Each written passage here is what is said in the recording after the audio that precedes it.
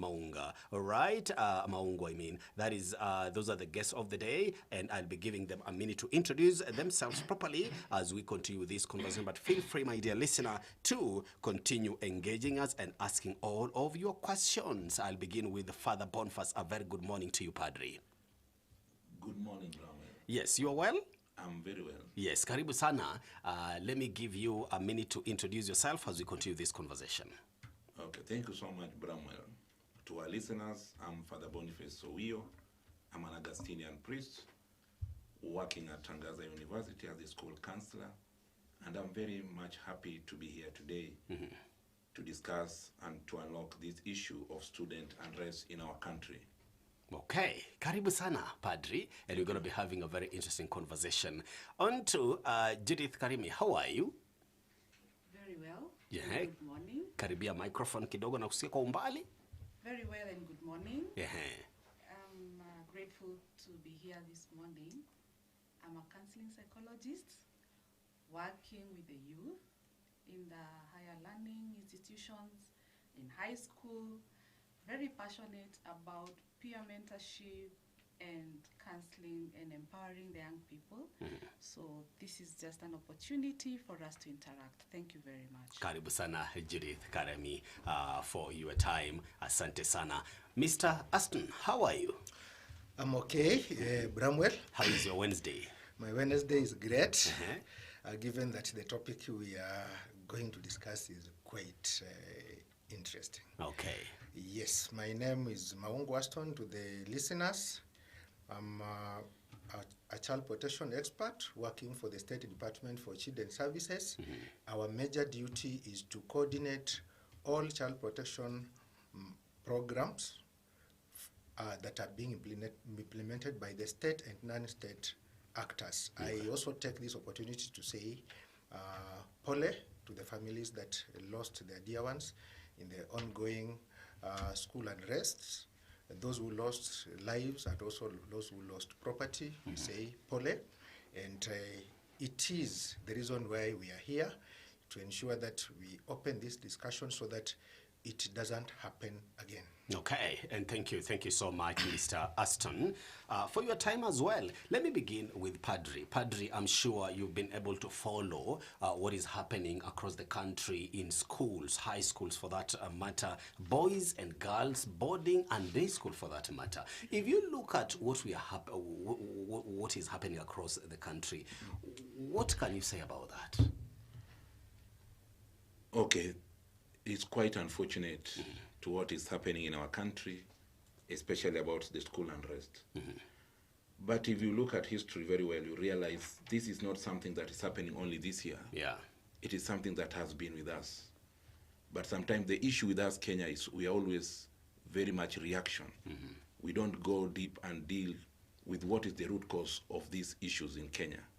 So what I can say, it has reached a very alarming level, especially this year, with the strike, destruction, and unfortunate event of loss of life. Yeah. Just like we know about the 16 life of young learners at Utumishi Academy. Yeah. So it's quite unfortunate that these things are happening within our learning institution, and these are our future leaders, these are our future citizens that are being formed to shape our country forward. So it's quite unfortunate if this thing can be happening in our learning institution. Okay. Yeah. And talking about that, now that these issues have reached at an alarming state as stage as you're putting it, Padri, are these recent cases of student unrest a symptom of a deeper crisis, among young people? Definitely, yes. I can say that this is just a tip of an iceberg of what is happening in the society. Right. The kind of society that we are dealing with, the kind of society that we are going to face. And that's why you can see what is happening, that student can lock others in the dormitory and start fire, because that shows that the intention was just to kill. And you can imagine what is happening outside there. So there's a lot going on.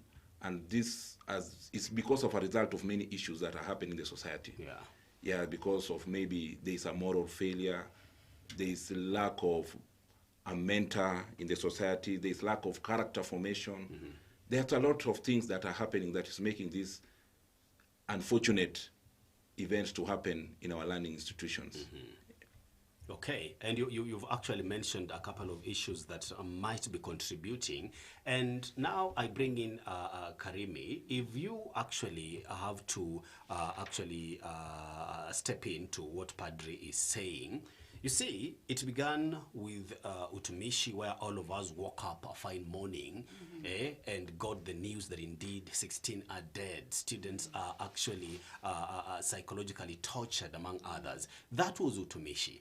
We thought that it's going to stop there, all right, now that it gained public attention. It is now slowly spreading into other institutions. I was watching a video yesterday of a certain school in Kisumu where students are going live on camera and saying, sisi hatuchomi, lakini nyumbani tunaenda.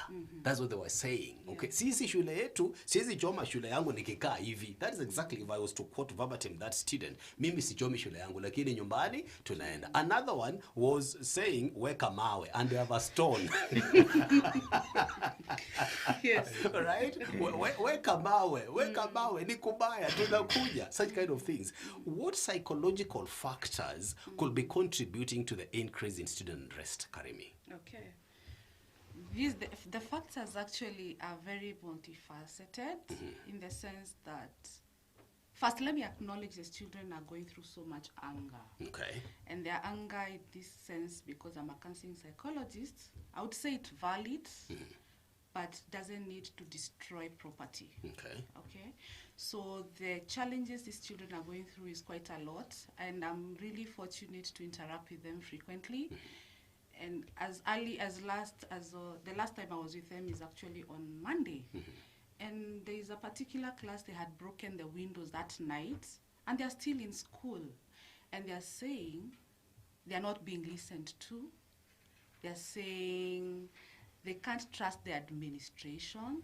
That's in the school, And they're saying, why do they have to stay in school for 9 weeks? Whereby I feel there's a bit of insensitivity in terms of choice of midterm for these children. Okay. So the 9th week is one of the triggers. That communication with admission is another trigger. So you can see there's stress, there's anger, and also peer pressure. At the stage these young people are, they are not able to independently think. Of course, as a counselor, I've managed to coach a few in terms of how they can stand for themselves. Is something we call in psychology the power of aloneness, just having that individuality, making choices. But being adolescents, they are very, very wired into seeking identity. So they really depend on what they are doing on each other. So there's that mob psychology that gets to them, and they're like, oh, a certain school has gone home. We also need to go. They are accessing a lot of information. These are digital learners. They're having digital classes. And the algorithm will always show them a certain school has gone home. So there's that peer pressure they pick amongst each other.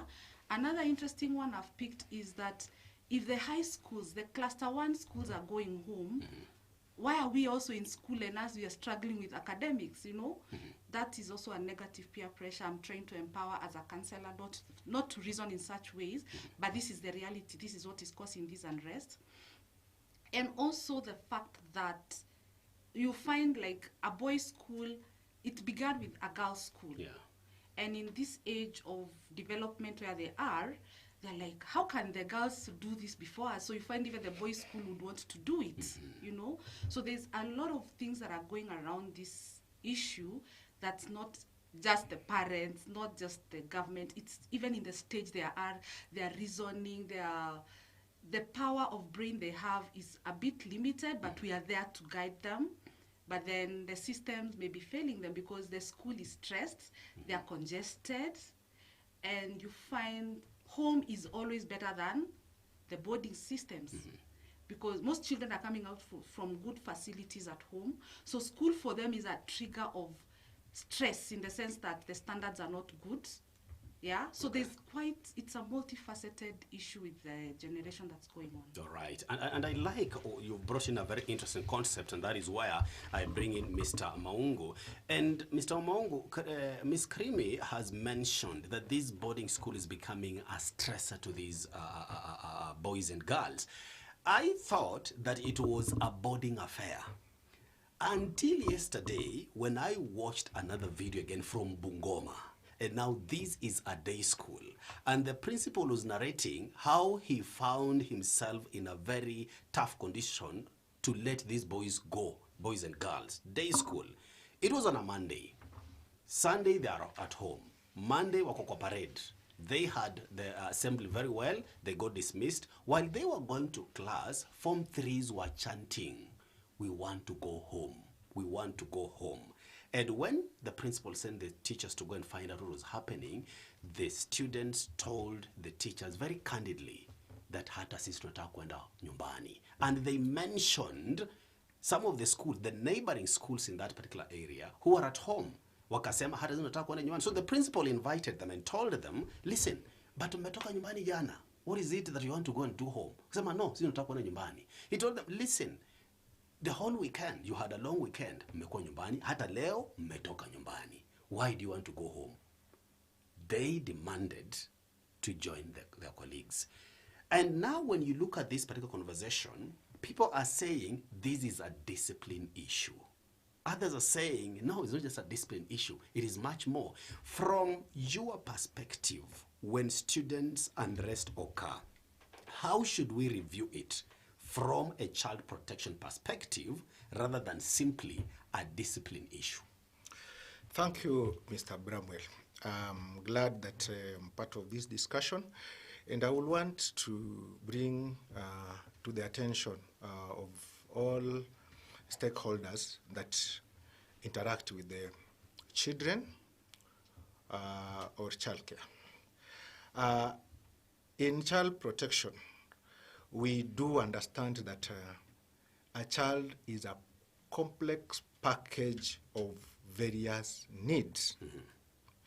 By the time the child is going to school, the school is receiving a fine copy in quotes because they are not able to demystify that student as he is. Mm-hmm.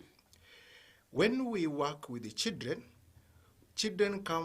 come from very diverse backgrounds. We have children from affluent families of present parents and involved. We have children from affluent parents who are absent.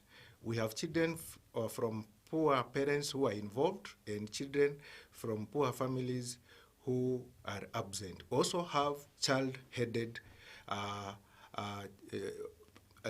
households, children who manage themselves. We have children who are orphans. We have children who are born with HIV.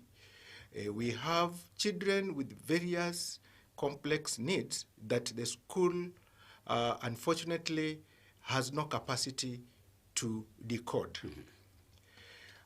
What is happening now in schools does not require speculation from stakeholders. We require to involve the children, also to listen to them, because if you do not involve children to understand why they are feeling that the school is no longer habitable, then we won't find a solution. To me, first of all, let me say, with the due respect to those who have opened their institutions, the school environment is a closed system. If you look at Section 20 of the Basic Education Act, the composition of the County Education Board has left out the Ministry of Education, and the child they receive at school is 40% health. They have left out children officers. The child in school is around 30%, 40% children officer. The county commissioner is not on board unless maybe it's co-opted. We do not have other key line ministries represented on that board. Now, when the board is not deep in terms of content in child management, definitely it becomes a bit difficult to go around the case management whenever these issues arise. When COVID came, the CS was very keen with the director, and they were doing what we call modeling. They were able to analyze the trends as they come. So currently, I'm told that almost 72 schools are out.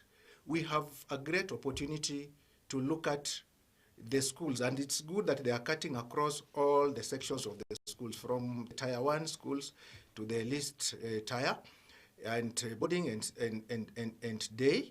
So it is time that we require the experts, multi-agency approach, where we require all the stakeholders who interact with a child to come on board and look at those who are still in school, those who are out of school, and listen to the children, because actually they are leaving school because they say school is no longer habitable. Yeah.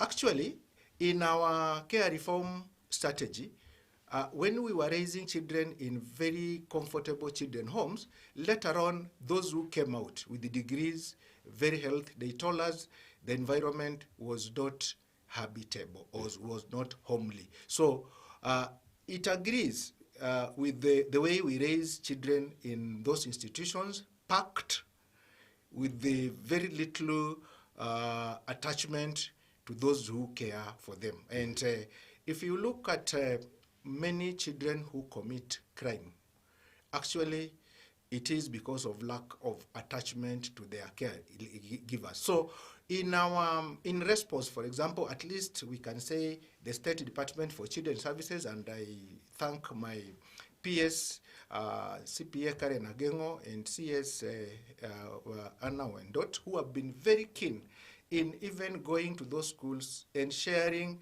some of the wisdom we have that is enshrined in our positive parenting curriculum.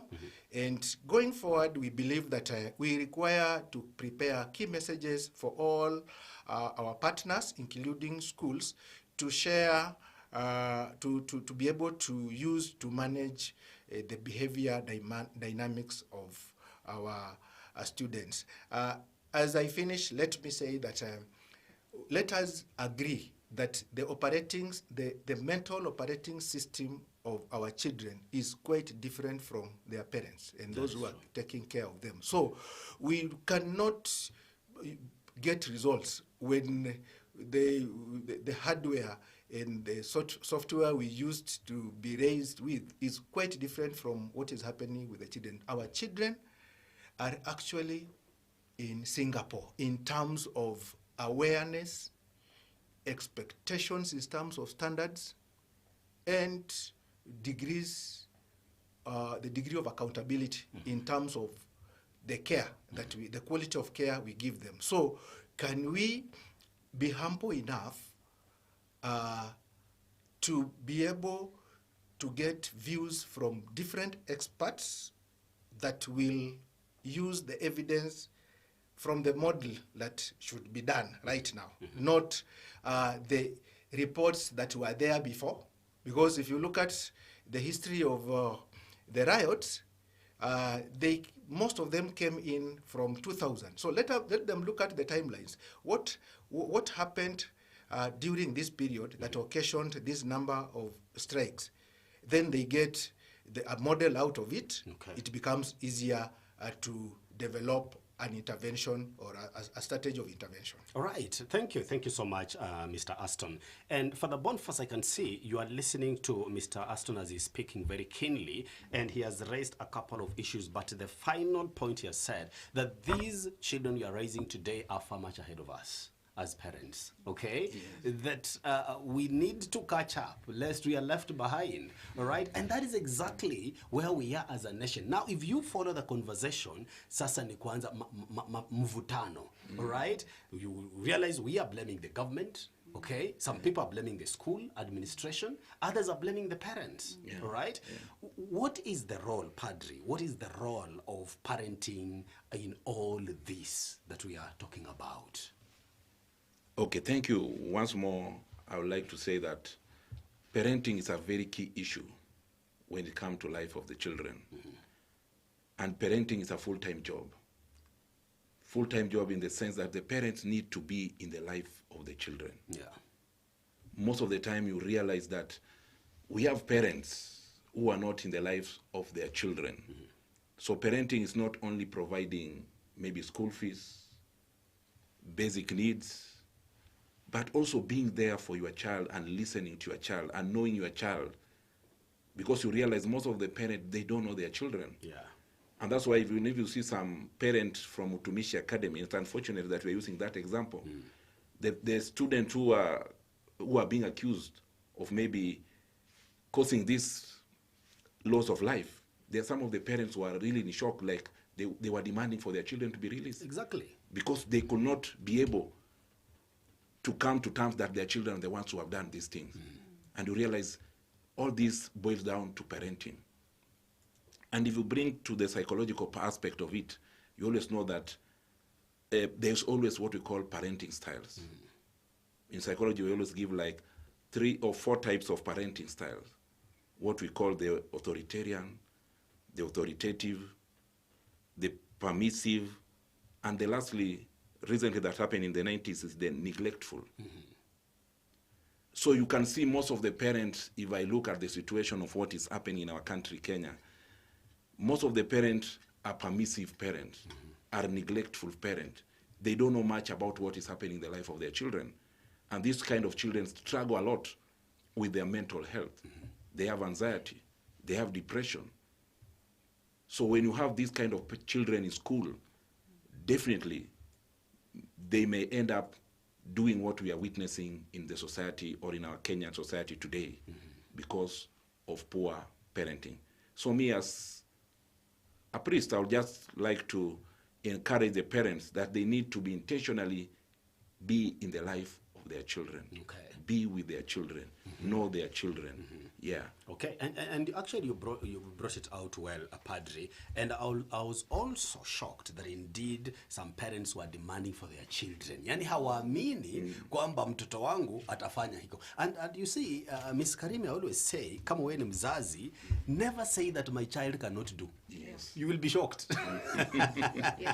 Kama unalea, you will be shocked. And that now makes me wonder, Karimi, why do students who are normally disciplined participate in destructive behavior during strikes? Wow, that's very interesting because they are carried away. Okay. And as I had earlier said, their brain, the way it's wired, at this stage all is, where do I belong? Okay? There are those who will be conscious to step away, but again, they're afraid to stay separate from the crowd in the sense of they'll be bullied, they'll be singled out, and they may not even fit in the society again. Okay. So it's a psychological aspect of influencing each other just to stay safe. It's a natural need to belong. However, it is so challenged at the age these children are, especially up to the age of 18, and sometimes it goes to the age of 24, 25. So it's a psychological aspect whereby they are not able to stand by themselves.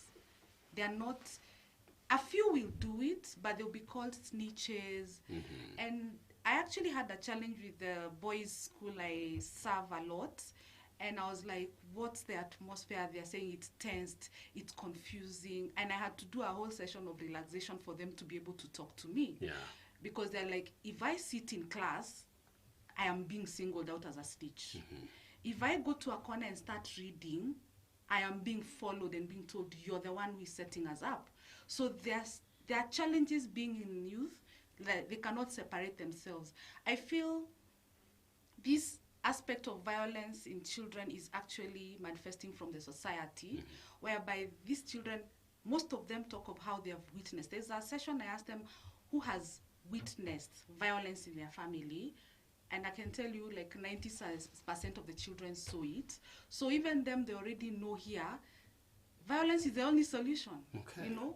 And as a counselor, of course, there are interventions, maybe I'll share later, but I'm trying to really remodel them, help them relearn their new ways. I'm showing them quite a lot of ways they can change and break the cycle they have learned at home. So there's quite a big pressure for them to perform in the way they are by learning from home by need to belong and the fact that they need to be safe in that school, so they just have to follow everyone else. Exactly. Yeah. And I like the way you brought it up. And Mr. Aston, when you listen to Ms. Karimi here, she's actually elaborating on why they are in Singapore.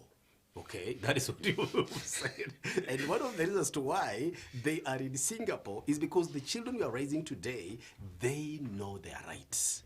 Okay, there is increasing awareness about children's rights. Now, I'm wondering, how do we balance rights with responsibility and accountability? Thank you, Mr. Bramwell.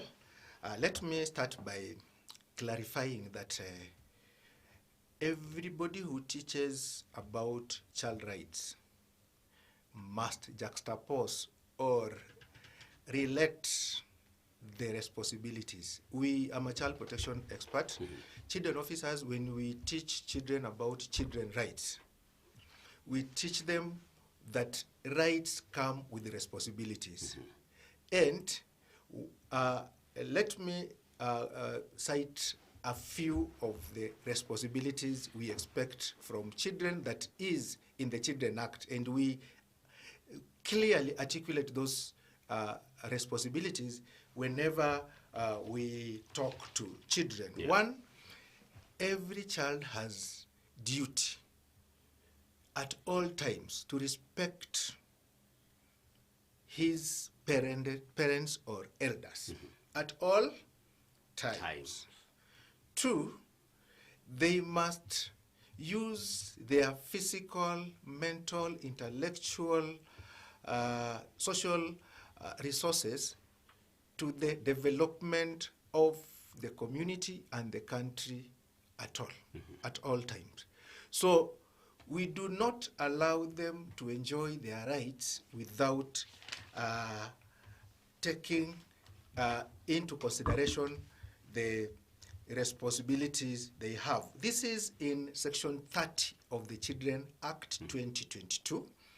They say that the child has duty to work for the cohesion of the family, to respect his parents, superiors, elders at all times, and assist them in case of need, provided the child's best interest shall remain paramount. Preserve and strengthen social and national solidarity. Preserve and strengthen the positive cultural values of his community in his relationship with other members of that community. Attend school unless prevented by factors beyond their ability.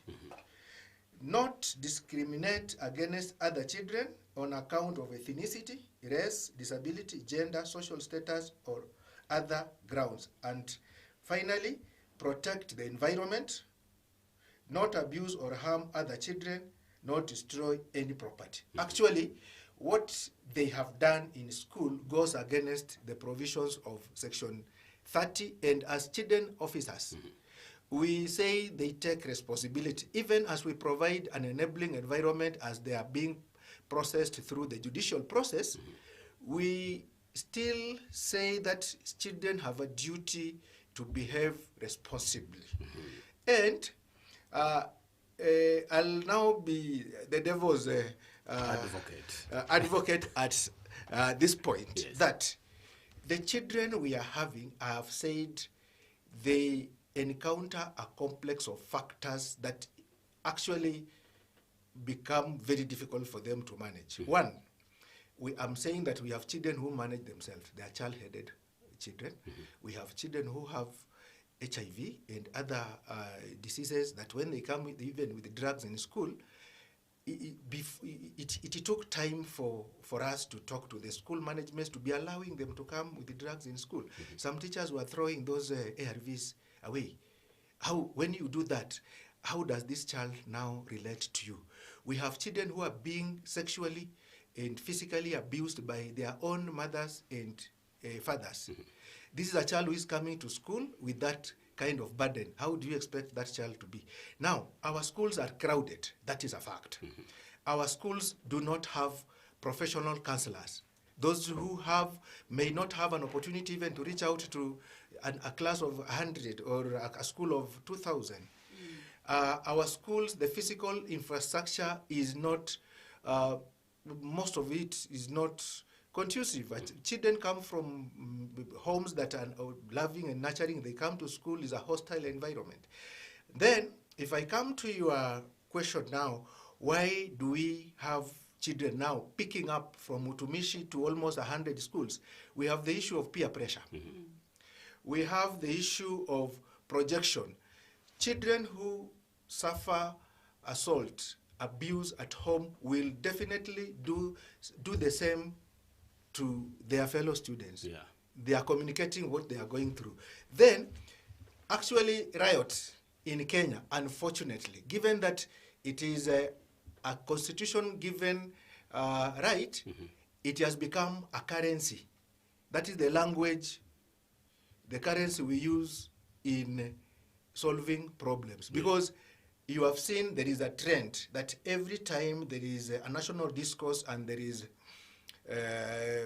we do not have a consensus, when people go on the road, they get a solution, which is a very bad precedence. Yeah. We need to have governance. Now everybody coming on board to ensure that child participation, which is also enshrined in the Constitution, public participation. Listen to these people, sit them down, let them write what exactly is not making them comfortable in school, and propose solutions. When we look at we now analyze the solutions and the problems they are given. When they are frivolous, they are petty, we stand strong and tell them that this one you cannot get it, because actually it is against the existing laws, it is against your best interest. So that is the way we need to go. Let us do a proper model of the scenario, analysis of the various needs of these children by different experts, and then we shall get a derived solution to whatever is happening. All right, and you've actually highlighted some of the rights of these children, and you've actually been very, very candid that they have violated some of those rights that have been given.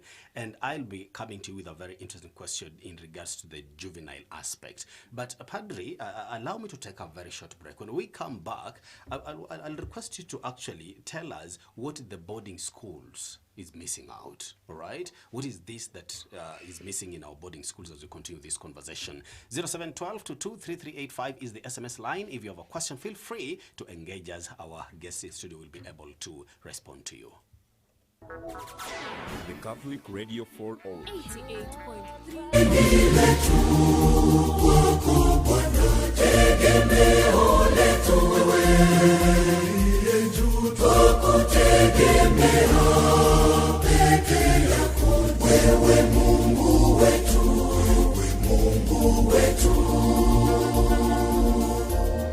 Nchi wanachama wa AMESEA ni zipi?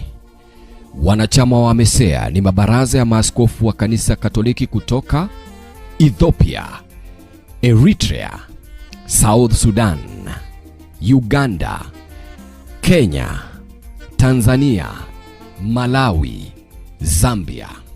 Na jukumu kuu la AMESEA ni lipi?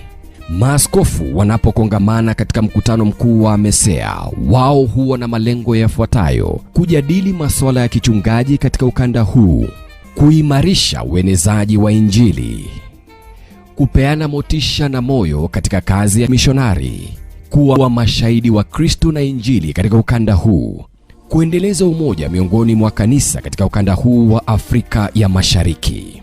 Mkutano mkuu wa maaskofu hao utafanyika katika chuo kikuu cha kanisa Katoliki Kwea kuanzia tarehe 19 hadi tarehe 26 mwezi wa Julai. Sote tumealikwa. Kauli mbiu ya mwaka huu ni safari ya sinodi kati ya AMESEA na vijana, kujenga madaraja ya ushirikiano, matumaini, haki na utawala bora. AMESEA Synodal Journey with Young People, Building Bridges of Communion, Hope, Justice and Good Governance.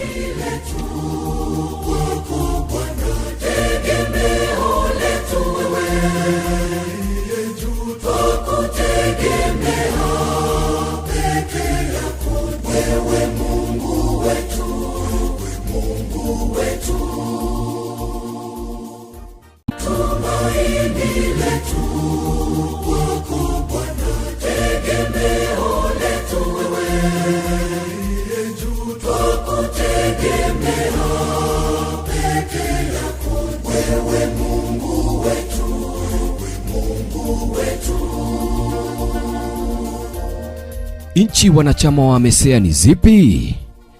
Wanachama wa AMESEA ni mabaraza ya maaskofu wa kanisa Katoliki kutoka Yes, and thank you so much, my dear listener, for staying tuned to Radio Mini 88.3 FM. We are talking about what is happening in the country, my dear listener, across our schools, okay? What is this that is driving the growing unrest among students in our learning institutions? And I do believe that you are learning something. Feel free to engage us. 0712 223385 is the SMS line. I'm having Mrs. Judith Karimi, who is a psychologist, Father Bonfaz Owio, who is also a priest and a psychologist and a lecturer at Tangaza University, and I'm having Mr. Aston Maungo, who is the head of Alternative Family Care, Ministry of Gender, Culture and Children's Services. My dear listener, that is why we are having this conversation here. And thank you so much, Fidelima.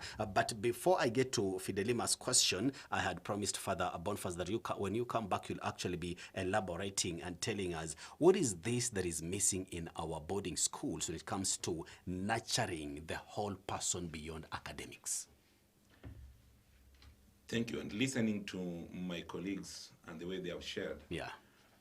I will not say that this issue is only on boarding school. The way even you have put it, that we have even witnessed some day schools going home. So all these things boils down to an individual. And as my colleagues have shared here, I just remember one phrase that I always say: hurt people, hurt people. Others, yes. If you are hurt, you will definitely hurt others. Or in other words, you can never give what you don't have. Sure. You only give what you have. So if a child has been brought up in an environment where he or she has experienced violence, that child is easily to do the same to others. If a child has been brought up in a place where there is love, that child is easily to show love to others and not to harm others. And that's why I was talking about parenting comes into play. And now when it comes to the boarding school, definitely there is a lot that is lacking. And one of the issues may be lacking is how we can be able to discipline our children, even those in boarding school, without infringing into their rights. As Mr. Hudson has said, they have to know their rights, but also they have to know their responsibility. Yeah. That their rights does not mean that they infringe on the rights of others. And this boils down to our society, because what maybe our children has learned in our society, what is happening in our society. As they have said, if a child is brought up in an environment where there is chaos, he learns chaos. Maybe these children have learned chaos from us, who are adults. They saw last year in June what happened in our country. You still remember the Gen Z protest. The people watch, as Ms. Hanson has said, they are already in Singapore. They can see, not like many of us, maybe in our times, we didn't have this avenue to see or to get in touch with what is happening in the society. Yeah. So these children have learned. So in our boarding school, what is maybe lacking is that aspect of mentoring, so that they don't go with the peer pressure, as Ms. Judy has been trying to say, that maybe what is happening is peer pressure. They have heard this school has happened, they have heard girls have done, we are boys, we have to do it. So that aspect of mentorship, that aspect of bringing counselors or having a residence counselor in the school, that aspect of bringing even alumni from the school to talk to the student, what is the culture of the school, how they need to take their life, and how they need to live their life while in boarding school. Right. So it depends so much on the mentorship that is being given in the schools.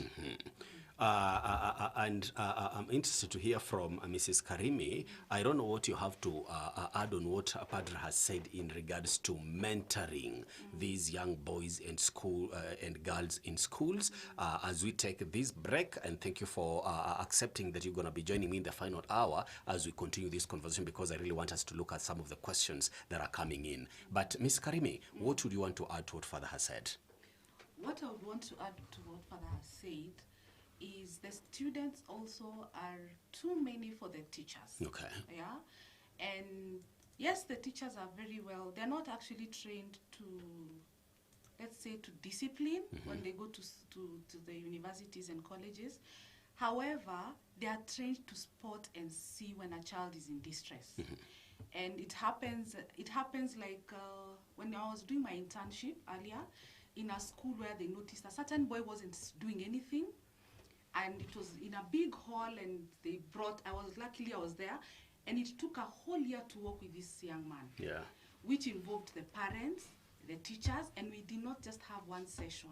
So the teachers actually are few and very overwhelmed, and they are experiencing burnout in the sense that a guidance and counseling teacher is also teaching other units, and they are on duty. Yeah. So there's that aspect of where the teachers are burdened, but they can actually identify when the kids are in trouble and they need help. They cite it, but I feel they are limited in the sense that the numbers are overwhelming. Okay. Yes. Thank you so much, Mrs. Karimi and Mr. Aston. I'll be getting back with you to actually continue this conversation, my dear listener. We are taking a very short break for news. I'll be back with the panel. Feel free to engage us 0712 223385 or on Facebook page Radio Mini 88. Ethiopia, Eritrea, South Sudan, Uganda, Kenya, Tanzania, Malawi, Zambia. Na jukumu kuu la AMESEA ni lipi?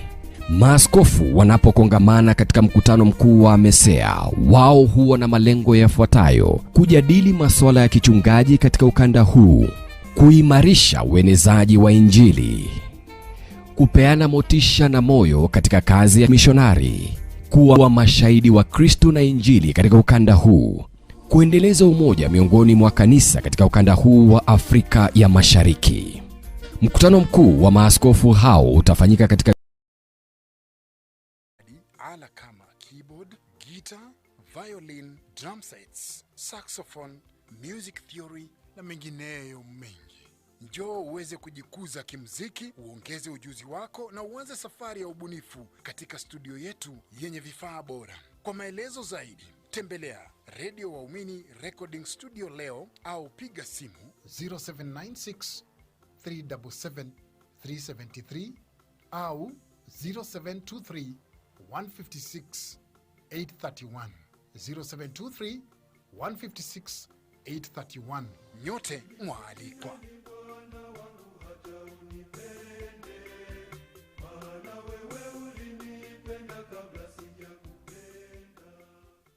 This is Radio Waumini. Waumini FM. Waumini News brought to you by Fanikisha. Every woman has a dream to grow, nurture, make a mark, and leave a legacy. Are you in farming or business? With Fanikisha, you can access loans from 100 to over 1 billion Kenya shillings, family insurance from 5,800 Kenya shillings yearly, LPO financing and more. SMS the word Fanikisha plus financial need to 24990 or visit any Equity branch. Fanikisha, empowering women, fueling prosperity through networking, entrepreneurship training and financial support. What's your dream? SMS the word Fanikisha plus financial need to 24990 or visit any Equity branch.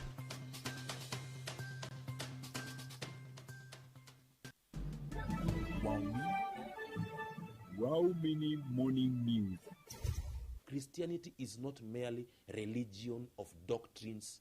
We are not a religion of rituals or moral teachings. No, we are fundamentally a relationship with a living person. That is Jesus Christ himself. You as a believer, you are invited to move beyond a superficial knowledge of Christ and enter into a personal friendship with him. We as parents need to ask ourselves the question, are we parenting properly? What is lacking?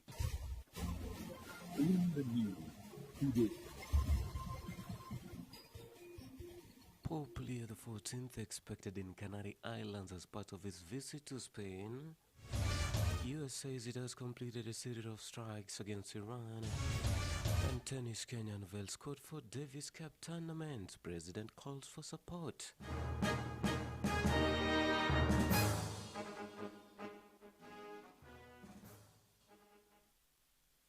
Hello to you and welcome to the broadcast. I'm Stakis. Harun, Pope Leo XIV, apostolic journey to Spain, enters day 5 today. The Pope will fly to the Canary Islands off the northwest coast of Africa that serves as a major maritime entry point for migrants heading to Europe. In Las Palmas de Gran Canaria and Santa Cruz de Tenerife, the Pope will celebrate Mass and meet with those working on the front lines of migrant reception and assistance. After concluding his events in the Canary Islands, Pope Leo will board his flight to return to Rome on Friday evening. On day 4 of the visit, the Pope met with Madrid volunteers who dedicated their time to help others, offering them his heartfelt gratitude. The Pope highlighted their generosity in responding quick to the call for assistance. Wow Mini News.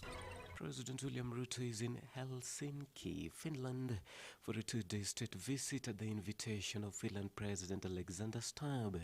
President Ruto says the visit aims to deepen economic ties, strengthen partnership in technology, digitization, clean energy, innovation and education, advancing new opportunities for investment and job creation between the two countries.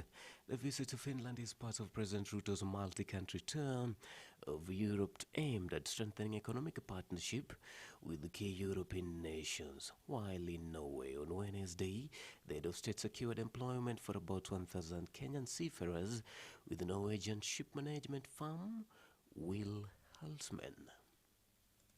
Just developed a fish port in Mombasa, in a place called Shimoni, and we are looking for an operator who is going to work with us. I think there is also opportunity for us to leverage on Kenya's green energy resources to not only find opportunities for green fuels through our geothermal and other green energy sources.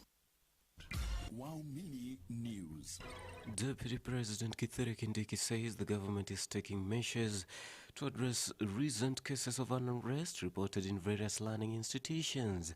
In a statement after meeting with Ministry of Education officials led by Education Cabinet Secretary Julius Ogemba in Nairobi, Kindiki said the Ministry of Education has been tasked to develop mechanism for stakeholder engagement to ensure school safety and that of communities. About 200 schools out of 9,500 public secondary schools countrywide have been affected by unrest, leading to closure of some learning institutions. Meanwhile, educationist John Lekalan is set to begin his new role as Basic Education Principal Secretary. Lekalan replaces Julius Bitok, who was transferred to the State Department for Tourism. Wow Mini News. Across borders, the United States says it has completed a series of strikes against Iran.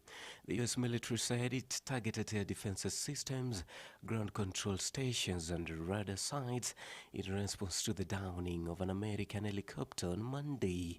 In response, Iran's Islamic Revolutionary Guard Corps said it launched strikes on 21 targets at U.S. bases in the region, one in Bahrain and the other in Jordan, while Kuwait's army said it was also intercepting an attack.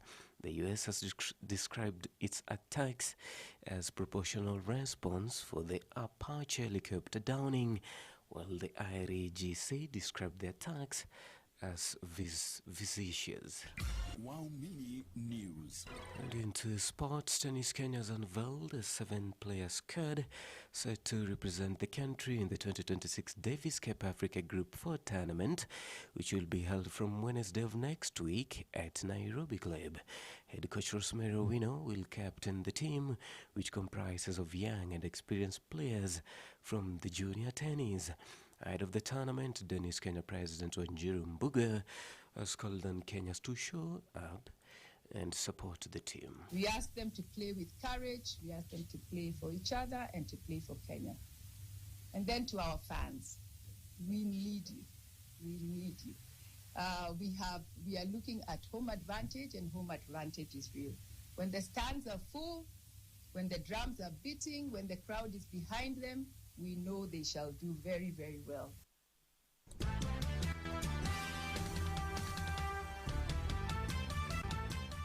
You're now up to date, 38 minutes into the hour. For the news updates comes to you in our subsequent bulletin. My name is Takez Harun.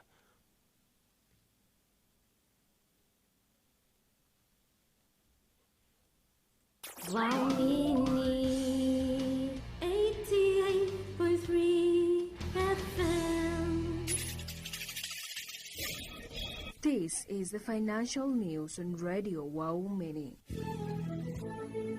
A very, very good morning wherever tuned in. It is my sincere hope that your morning is coming on quite well. And yet another time for business. Starting us off this morning, the Kenya Revenue Authority has temporarily allowed businesses to declare valid expenses that are not supported by e-Teams invoices when filing their 2025 tax returns ahead of the June 30th deadline. The authority allowed the declaration of valid business expenses that are not supported by e-Teams during the filing, hence offering relief to business owners in the country. However, for subsequent years, starting year 2026, all declared income and expenses will be supported by valid e-Teams. Moving on swiftly, Kenya Pipeline Company has announced a major shift in how it will handle procurement, confirming that all tender notices and related information will now be published exclusively on its official website. In a notice to bidders, the company said the move marks a new phase in its procurement operations, with all current and prospective suppliers required to rely on the online platform for tender advertisement, bidding, documents, clarifications, and updates. In other financial news making headlines this morning, Kenya Power has announced plans to close all remaining payment counters in its banking halls by June 2027.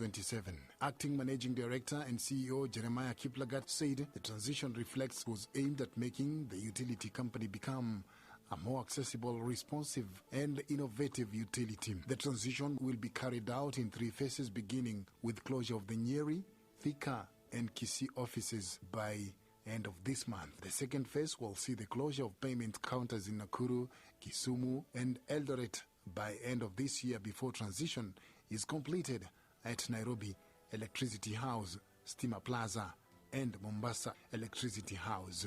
Now customers will use digital tools to pay for us. But at the same time, we'll train them. Part of this is to sensitize them and ensure that they know how to use the tools. Customers find it more convenient and more efficient to reach us through the digital channels. Previously, some years back, you had to go to a Kenya Power office or to a bank to buy your tokens. To ensure that this is a digital era and we are not left behind. We want to move with the season. A quick look at what is happening in our forex market segment. The US dollar is trading at 129 shillings and 30 cents. This comes even as the sterling pound is trading at 172 shillings and 86 cents. In conclusion, the Ugandan shilling is trading at 29 shillings and 20 cents. And those are the financial news making headlines as at this hour. Further updates will certainly come your way at the top of the hour. I'm Christopher Akwenda. Have a good morning and a productive day ahead. That has been the financial news.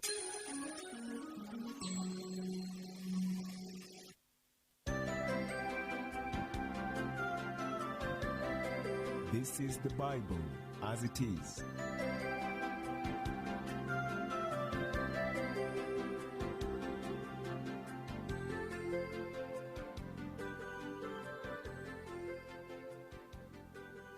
The book of 1 Chronicles chapter 12 verse 20. Men from Manasseh also deserted to David when he came with the Philistines to battle against Saul.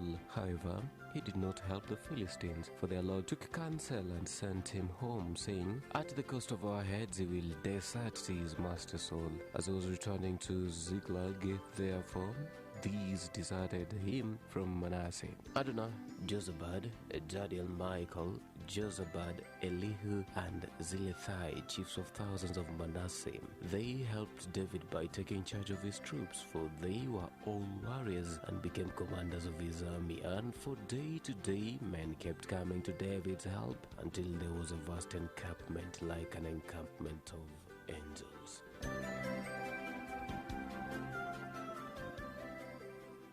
The reading from the Bible, as it is written, was taken from the African Bible.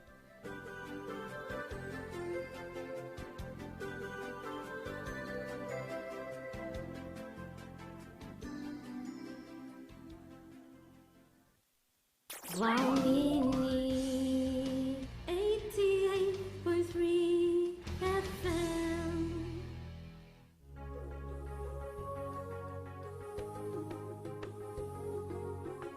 This is Waumini Soul Food.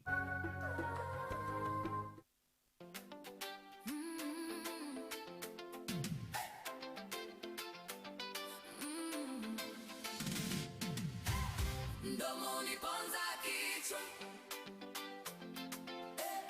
chunga sana kinywa chako, usinene mabaya, usinene mabaya,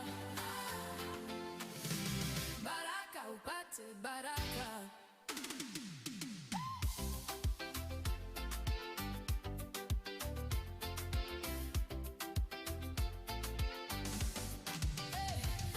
Leo unaongea juu yangu, kesho yatakuzunguka wewe. Ukimtupa mwenzio kwenye kivuli, kesho mwanga utakukosa tena. Ukicheka machozi ya jirani, ukilia nani atabaki? Kile unachokisema kwa hasira kinarudi moyoni, kinapunguza pole pole. Wewe sema pema, ukisema sema kwa upendo. Wewe kata tamaa ya laana, ukimwaga uchungu utafunwa mwenyewe. Mdomoni ponza kichwa, chunga sana kinywa chako, usinene mabaya, usinene mabaya, baraka upate baraka, baraka, baraka, baraka, ukitamka heri, heri, heri itarudi. Radio Waumini. Your radio.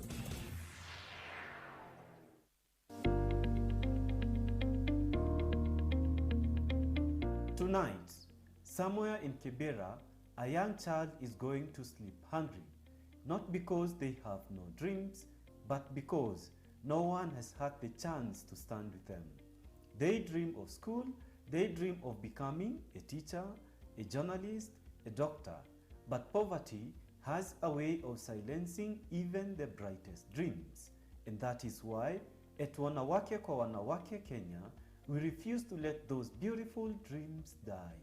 Through education sponsorship, ICT and skills training for youth, literacy programs for women, and economic empowerment initiatives, we are not just helping, we are rebuilding lives.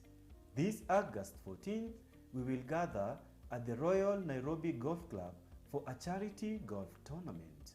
But you don't have to be there to be part of this miracle. With from just as little as 100 shillings, yes, just 100 shillings, you can put a child back in school. You can give a young person a skill. You can restore dignity to a mother.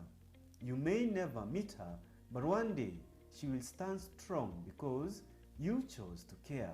Central contribution now, pay bill number 542542, account number 221410, or call us today on 0770461263 for more information.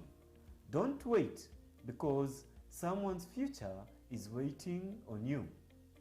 Truly, I tell you, whatever you did for one of the least of these brothers and sisters of mine, you did for me. Matthew chapter 25, verse 40. Wanawake kwa Wanawake Kenya, changing lives one act of love at a time.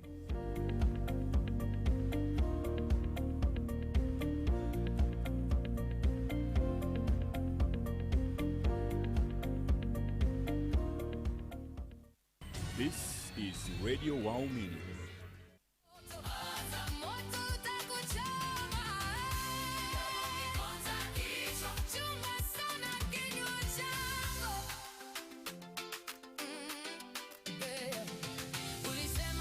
Fanikiwa sasa, unaangalia kwa wivu, maneno yako yanakufunga miguu, unabaki pale pale, unaumia kimya kimya. Ukimdharau aliye chini, utakutana naye juu ya ngazi. Ukitia uchungu kwenye damu, utasahau ladha ya amani moyoni.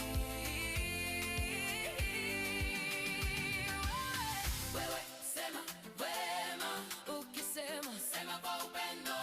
Usiweke sumu kwenye ndimi ukiwasha vita.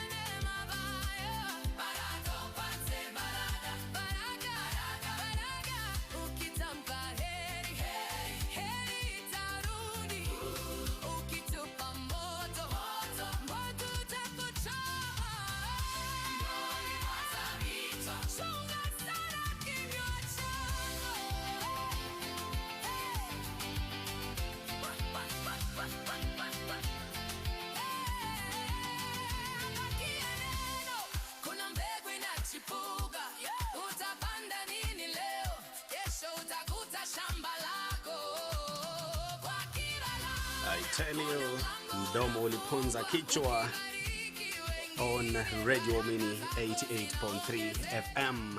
Thank you so much, my dear listener, for staying tuned to Radio Mini 88.3 FM. Welcome to the final hour, the final conversation for the day on Womini Soul Food. 19 minutes past 9, my dear listener. Thank you for staying tuned to Radio Mini 88.3 FM. And we continue with our conversation, my dear listener. What is this that is driving the growing unrest among students in our learning institutions? That is why I'm joined today by Father Bonfaz, who is a psychologist and also a lecturer at Tangaza University, Mrs. Judith Karimi, who is a psychologist, and Mr. Aston Maungu, who is the head of Alternative Family Care, Ministry of Gender, Culture, and Children Services. Now, it is the right time to look at the questions here, and this first question from Fideli Mandunga, I'll allow both Father Bonfaz and Mrs. Karimi to respond to it, and then the second one, Bwana Aston will actually respond to it because he has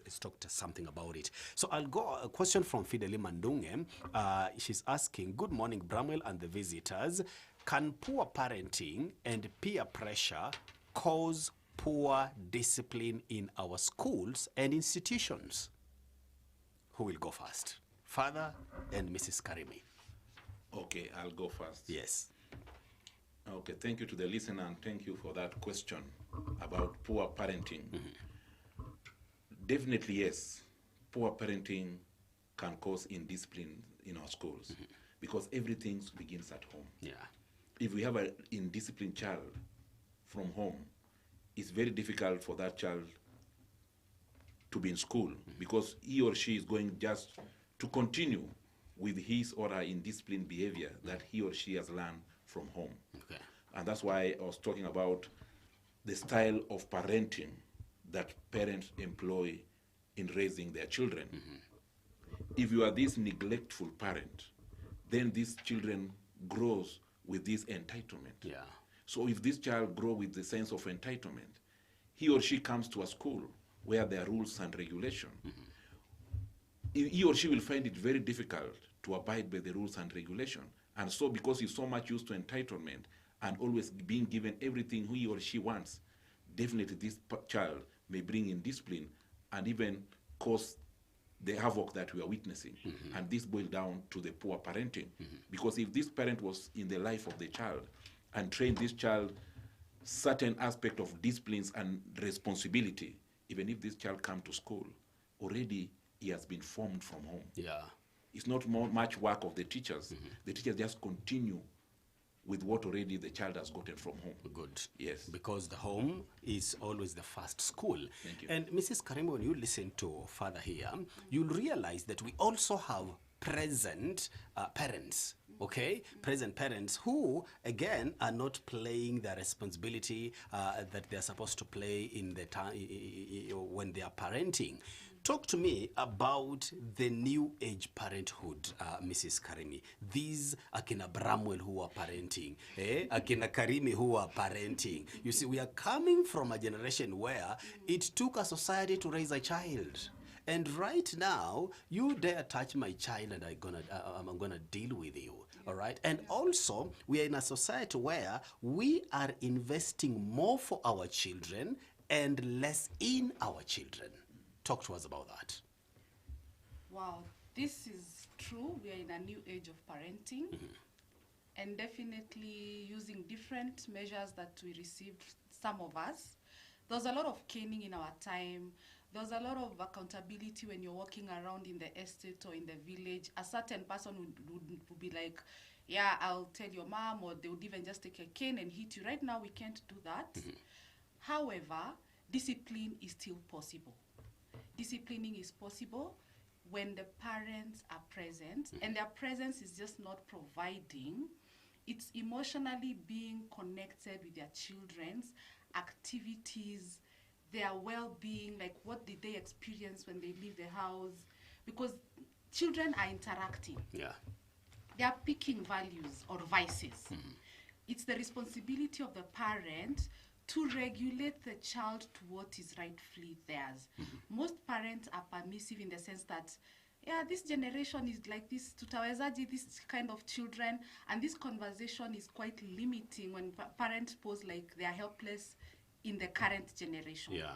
We need to open our mind and have a connection, intergenerational connection, because they are way ahead of us. Definitely we have a different experience of how we were parented and what we know about parenting. These children are coming in a generation where they have a lot of information on their rights, their privileges, what is rightfully theirs, and that's why you're finding they're pushing for it, whereas the millennials, as they're called, or that kind of generation, and the Gen X, did not really have a voice. But these kids, even academically, the teachers, the way they're handling them, they have a voice. Let's talk about grade 10. I've had an experience with them in terms of when I'm mentoring them, because I have begun doing peer mentorship for leaders and peer support systems in the schools and the higher learning. So this the grade 10s, they are so aware of what is required of them. They are so aware in terms of discipline as well. We cannot take that away from them. But the other ones, I took longer to coach them because of the exposure of education. Where do we get our morals? Education system, school system, religion, parenting is key. Because that is where the child is socialized at first, and we cannot run away from that, because through parenting we introduce our children to church, through parenting we introduce our children to the legal system. Everything is from home, because if a child grows without realizing their limitations, then we have lost a society. Exactly, and thank you for that. Now, the reason as to why I chose Aston to respond to this is because he talked about involving children.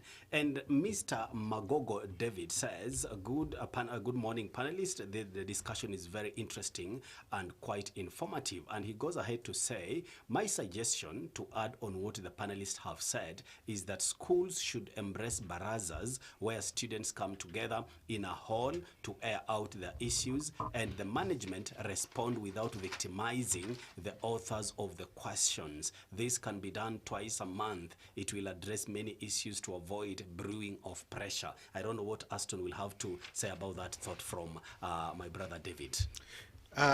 Thank you, Bwana Bramwell. I know Mr. Magogo is an assistant director of Children's Services, and I believe his contribution is very valid. Yeah. Allow me to reorganize my thought process by building on what my two colleagues have already said.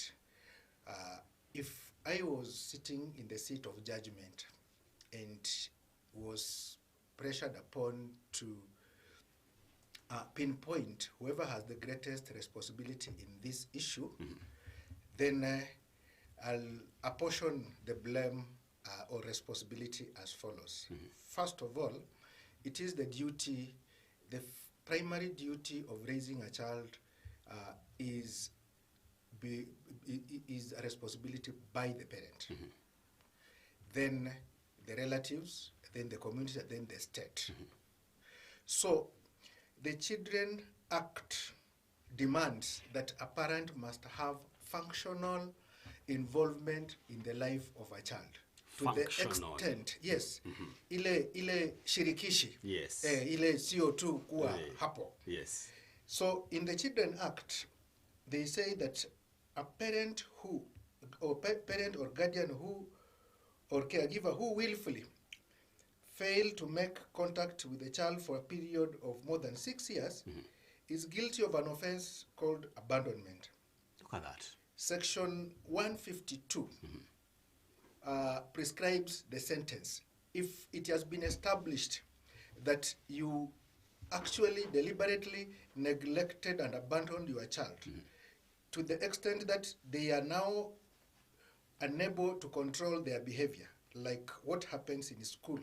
There are students who are definitely had criminogenic tendencies, and out of neglect, they are able to do what they did. We blame the parents. When the section 152 provides for a sentence of 10 years imprisonment, and I want bold courts to imprison parents. when we are handling cases in the office, we normally request courts to bond parents against good behavior for their children when we realize that it is out of neglect or abandonment that this child had issues with the behavior. Is also they lacked guidance, which is a right that they are supposed to get from their parents. So the Children Act provides for a sentence of 10 years and a fine of 500,000, Right. or both. So parents must take up their roles to ensure that they functionally interact with their children and guide them appropriately. Two, we have the issue of children themselves. And that is why the Children Act provides for the age of criminal responsibility. Children who are above 12 years will stand trial in court. Okay. From 14 years, from 14 years and above, the law presumes that you are capable of knowing wrong and right. There are those who are under 14 but above 12. When they commit an offense, we shall assess if we believe that they had capacity to appreciate that crime, the impact, then they are also tried and managed in a custodial way or through another way we call diversion, depending on the gravity of the matter. So, parents whose children are 12 years and above, let them know that when those children commit offenses that are defined by the Penal Code and the Children Act, they will go to custodial facilities. I don't want to use jail. Yes, because we don't not jail children as such. But depending on the gravity of the matter, if they have committed an offense together with the adults, they'll be treated as adults. So when it comes to the question you asked, the Magogo's question, the way we manage children, we make reference to international, regional, and national legal framework. Among the international framework that we fashion our national legal framework or laws is the United Nations, the UNCRC. They have it provides for 4 principles. One of the principles is the best interest of the child and participation. So participation should not be requested by the children. It is a right.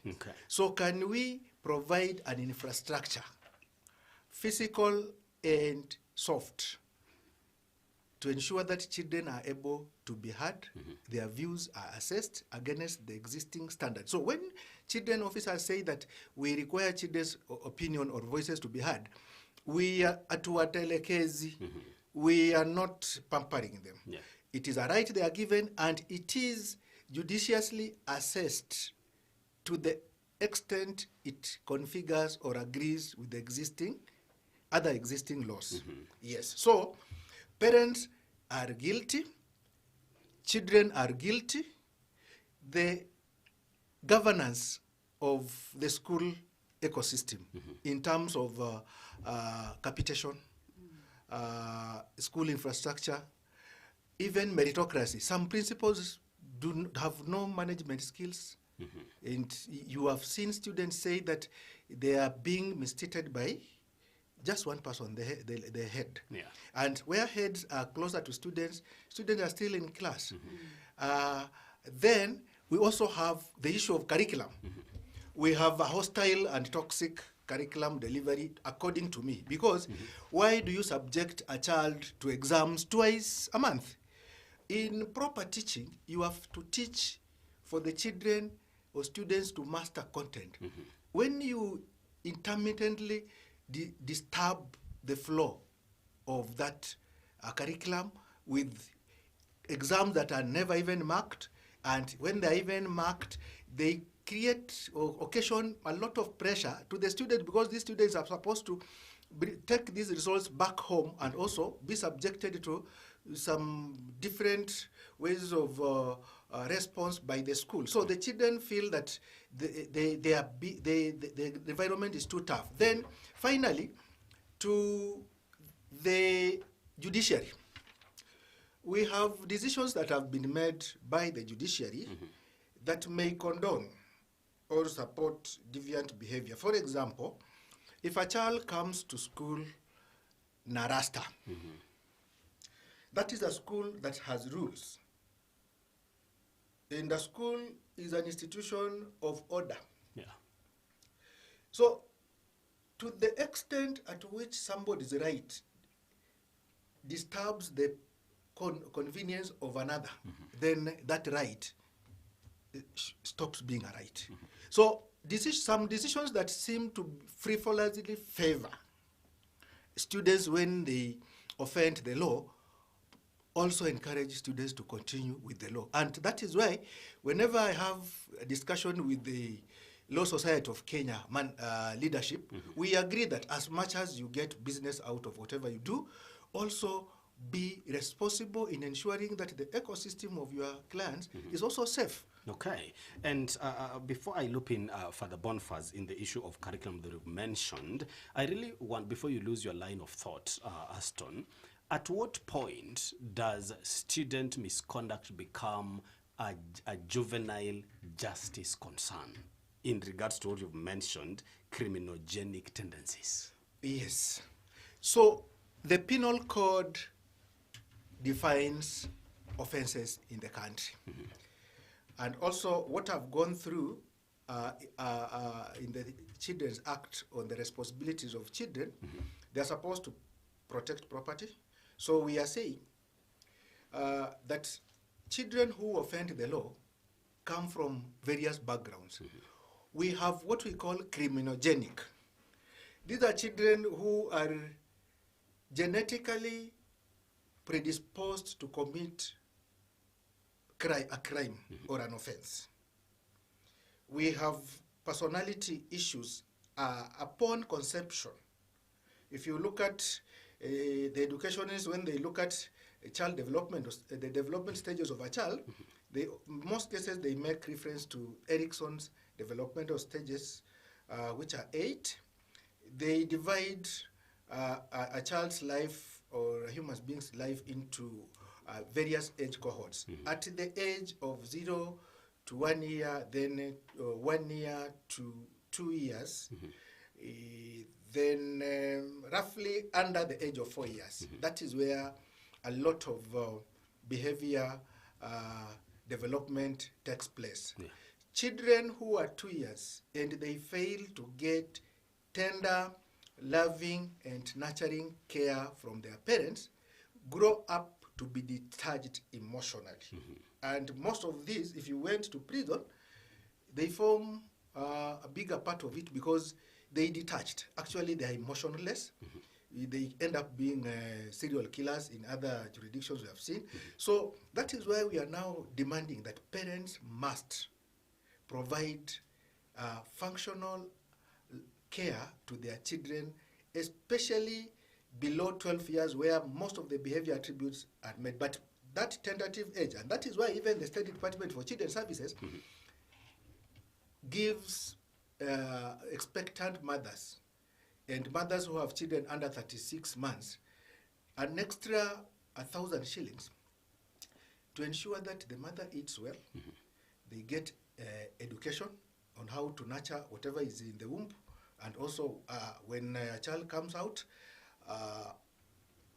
the first 1,000 days is very critical. So we involve the health sector in terms of nutrition because it plays a major role in the formation of the brain, and now later on, character. So parents at the formative stage of a child, the parents' involvement is very important. So don't destroy your child and blame the teachers. So at that point, we say the teachers have as much, they can only do as much. So we have other children who commit crime because of peer pressure. we hold them directly responsible for that. We have children who commit crime because of circumstances. Children who have nothing to eat, they might be forced to steal. However, anything involving a child, the State Department has made it possible to ensure that their best interest is taken into consideration. For example, those who commit offenses not out of their own volition or beyond their capacity to control, we have what we call diversion. When this offense is an offense under the law, we do not take them to jail. We have alternative methods we call diversion. They can be reprimanded, their parents can pay a fine, they can be taken for counseling. If they have a sexual relationship, this is another topic that has been very hot, then we nullify the relationship. They are taken to counseling and they write a promissory note that they have been taught about that offense, and they appreciate it's an offense and they will not repeat. Okay, thank you. Further, as an educator as well, Mr. Aston has pointed out the curriculum flaws that are actually making a contributor, or being a contributor to these students going on rampage as they are.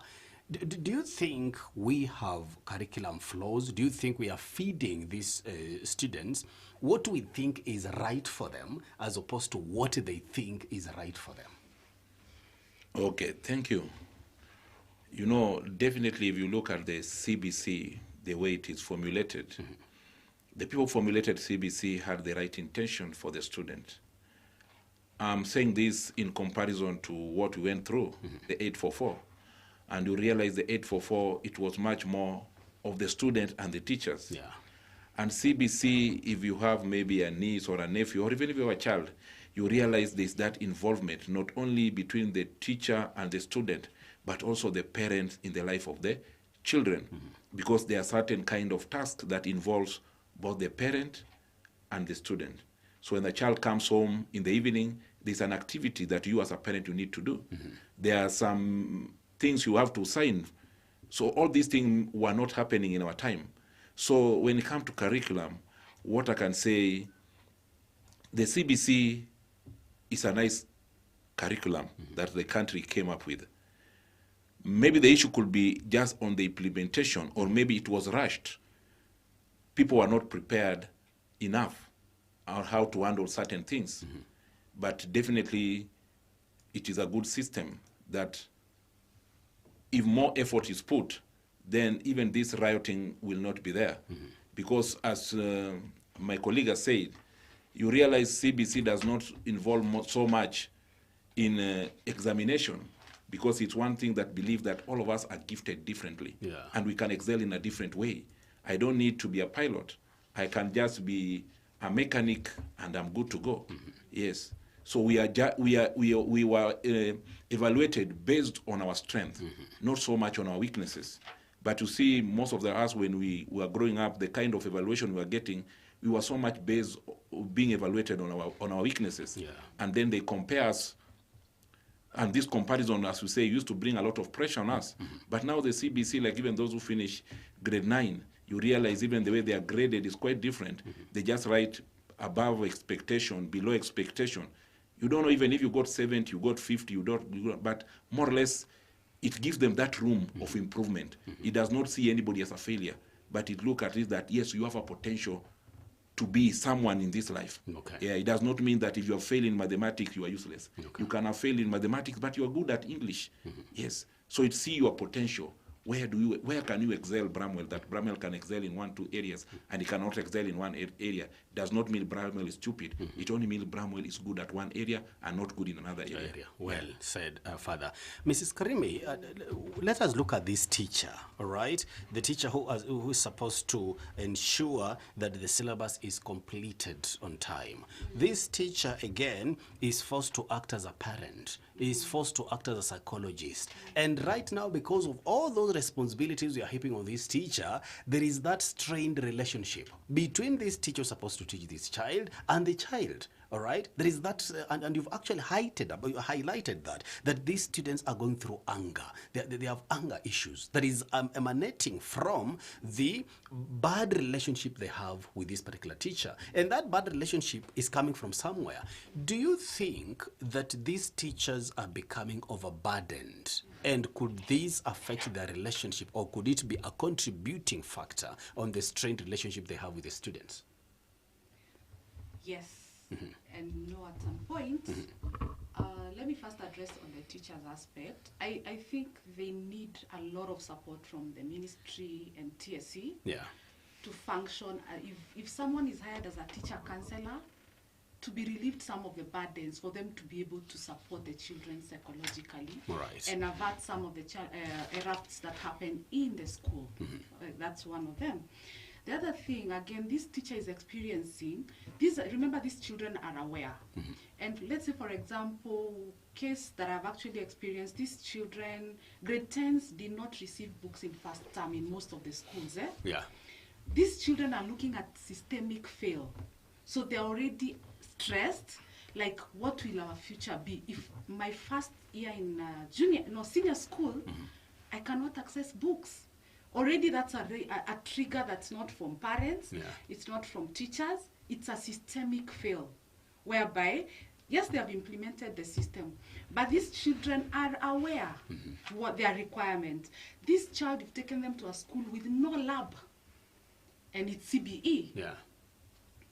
As much as we are heaping this on parenting, there is a systemic fail, whereby there is no much support from the ministry to these children, whereby they land in schools crowded, no facilities, and they're expected to perform as normal human beings. Psychologically, that is not possible. They are bound to continue these erupts because it's also not the teacher's fault that they don't have the books. The teacher hasn't failed to go to class, We may be having other issues about teachers, but we are looking in terms of the children. They are experiencing a lot of systemic stress. They can see the mood in the country. They can see the issues with budgets, and they are talking about it. And they are aware. And they're also wondering, after our 3 years, where are we going to? What country are we having? They're also having these systemic fears, and they are human beings. Where we need to have the older generation, and I say it again, let's not be protective of these children of realities. Let's have conversations. Let's look for solutions that are real, and let's be open to challenges from the young people. Because the only way to resolve this status quo is a communication, mediation, negotiation. We just have to do something about it. All right, thank you. And Bona Aston, there is a listener here who's saying, good morning, all of you. Thanks for addressing this topic, which has raised a lot of questions to many of concern. I'm wondering, are these children trying to communicate something to us? Bona Aston, are they communicating? Actually, thank you, the listener who has brought up that matter. It is a very valid concern, because I was just about to recommend that there is one person who was missing on this panel, and that is a child. That is true, and that is actually exactly. Next time we are having such a discourse, let us have a child on board so that they can really tell us verbatim what they really want. So, child participation is very necessary, and I can assure you, though I am not an expert in teaching young children, I had an opportunity to congregate them, starting from grade 2. And they are actually small adults, very intelligent, very much aware, very reasonable, and I think if CBC is supported, we are going to have a great country. So that is why I was saying the adults in the country and in the world should be alive to the fact that the operating system, the mental operating system of the children we have is 7G. as we operate, using our operating system could be at 2G. So the only way out is for us to shape up, listen to the children and support them. Now, the best way I would advise would be that when children do this, they are definitely telling us that the school is not good for us. So the best advice is, can we get the opinion of these children? As I had alluded earlier, I said that when we interact with the children, because on daily basis we get the real scenario our children go through. We have children who are being abused in school. It is a fact that the Ministry of Education has buried its head in the sand because the degree of abuses by the teachers, sexual abuse, physical abuse, and students among students, has not been quantified, but it is a serious issue. Can we listen to that? Drugs, peer pressure, and also apathy. The students who are scoring an A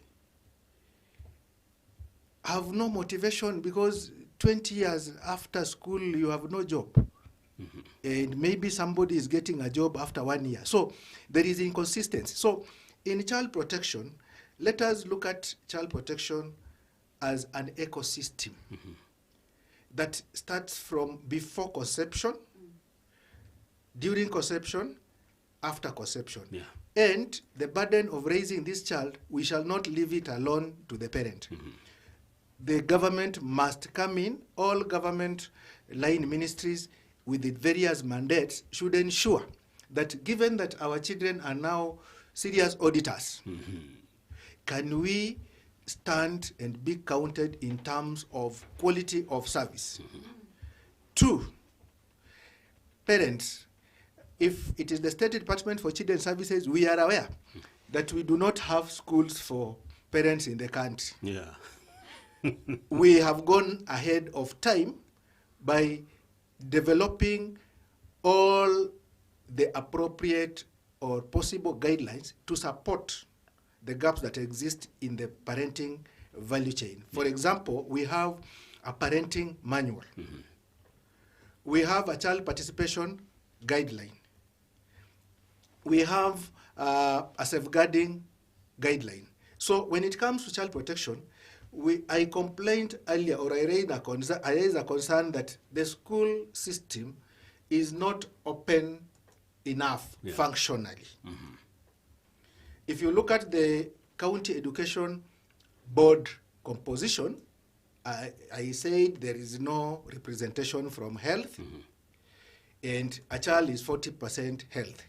There is no representation from the Ministry of Gender, the Culture, that is the State Department for Children's Services. We take care of almost 50% of that child. So by the time a child goes to school, is a fine copy that is an aggregate of various contributions by various partners who should be brought on board. So let schools have structures in terms of child rights clubs. We have children assemblies. I want, as we continue with this discussion, let teachers do an analysis or an assessment of the children. We normally take, every county we take around 50 children to develop a structure that mimics the county governance. We have our governor, we have senator, etc. Let them interact with these children and realize that children who have been supported to understand their rights, responsibilities, and duty to the overall nation building are different. Actually, you will find that where we have taken 2 or 3 children, they top the class and they are very disciplined. So let child rights not be misconstrued with the pampering. Exactly. Yes, so a child rights club, and let their voices be heard through the various opportunities we have in school. All right. Yes. Thank you so much, Mr. Aston. As you are concluding, Father Boniface, I'll give you a minute to give your message to the parents, to teachers, and to those students who are listening to you regarding discipline, values, and the spirit of dialogue as you're concluding? Okay, as we conclude, one thing I'd like to say that it's unfortunate what is happening in our society, and especially in our Kenyan schools. One thing we need to get away from is the blame game. You have realized that since this thing have started, people are blaming each other. The parents are pointing fingers to the teachers. Yeah. The teachers the same. They're saying the parents. The government also is blaming the institution. Even the other day I saw Kupet blaming even the parents and the teachers and the government. So we have a system of blaming, but there's nobody who's taking responsibility. So what I would like to say is that let us be responsible. Let us accept that we have failed. And this responsibility has to start with the child. That the child need to be responsible and know that, yes, I have my right, but I'm also responsible. Yeah. That my right should not infringe the right of another person. That we, as even the church, we know we have a responsibility. We have a role to play in the schools that we run, so that we're able to address communication, poor communication. We are able to address disciplinary approaches that can be used. We are able to approach the structural reforms so that schools are not overcrowded. We are able to address the issues of drug abuse, drug and substance abuse in our schools. We are able to address the issue of peer influence. And the bottom of it, we are able to address the mental health strain of our children. Because that is what's happening to them. Most of them are depressed. Most of them are having anxiety. And that's why they are now communicating, as that listener has asked, are these students communicating something? Yes, they are communicating. Their mental health is not stable. And that's why they are doing all these things. And we are wondering, why are these children doing this? So we need to address their mental health strain. Okay. Thank you. And that is where, Mrs. Karim, I bring you in to give you a parting shot as we conclude this conversation. Just pull the microphone closer to you. Good. My parting shot as a counseling psychologist, and I really give thanks to what I've grown into I find myself very competent in the market. Thank you to Tangaza University. Is let's consume more services from counselors. Let's embrace mental health is not a sign of weakness. Let's embrace traditional systems changed because of industrialization, post-colonial challenges, and realize counselors are there as the traditional ways of resolving issues. And let's support each other.